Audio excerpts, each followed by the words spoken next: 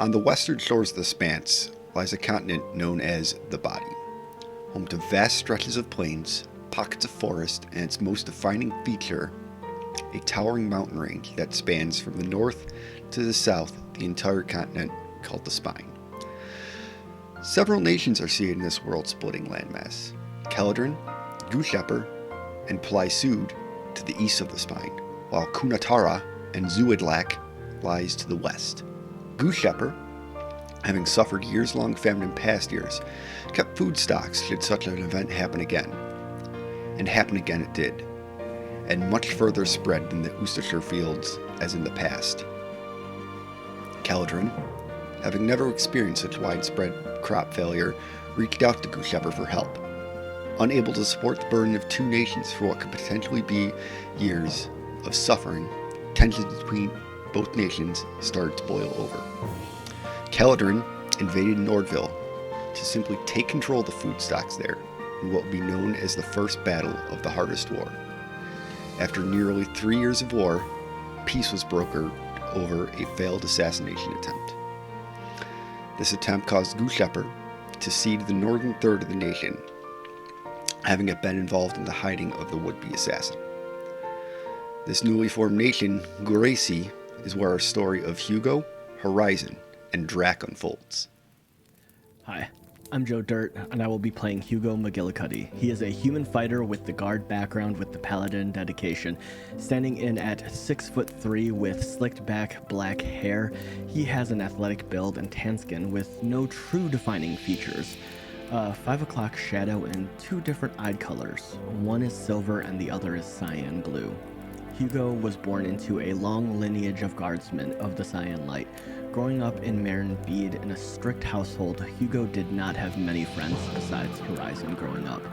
Hugo is the middle child in his family and is not special or as skilled as his older brother Levi. He is next in line for a guard captain of Marin Bede. His younger sister, Nyatra, was born with magic, and she was sent off to a mage academy in the city of Marin Bede called Sekhira. He quickly became friends with Drac over time, sharing similar interests in keeping people safe. Hello, my name is Chicken Atomic. I play the Charhide Goblin inventor Drac. He has ashen blue skin and an orange beard. He got his start in Train Volca before moving to Marinbede and opening up shop there. He then went to the local college to hone his craft and to gain funding for his construct. During this time, he became the personal smith to Hugo and Horizon. After graduating, he earned the ire of some local nobles, which led to him joining Hugo and Horizon on the trip to Nordville. My name is Allegory, and I play Horizon, a human oracle with the cosmos mystery. She has a warrior background with her witch dedication. She's 5'9", has red hair, green starry eyes, and sometimes she floats, but that's because gravity works a little bit weird on her, and her hair seems to float and move on their own, even on a still day with no wind.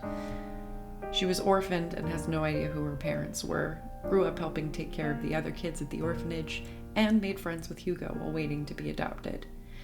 Considering her eyes are sparkly and her hair is floaty, it's a pretty safe bet to say the adoption never happened. She was actually pretty fine with that. Horizon's a happy-go-lucky girl, and a little chaotic, which does cause some trouble with Hugo and his position in the guard. She can almost always talk her way out of any situation, though. When Drac opened his shop in Marinbede, she quickly became good friends with him. It is the year 1523, and it has been 2 years since Guracy has been founded.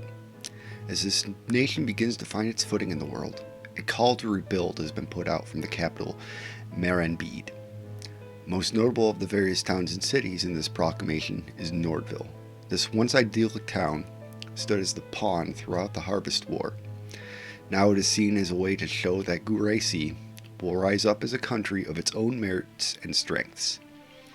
Our troop of heroes took up this call to action, each of their own reasons, but the road ahead will not be easy. Even though this is a small town, it is rife with issues. Local leaders argue over how to spend the meager coffers. Smugglers and raiders see this weakened border town as a foothold in their criminal activities. The creatures of the land have been restless. With these and more challenges ahead of them, let's see how this story rolls out for our Misfits.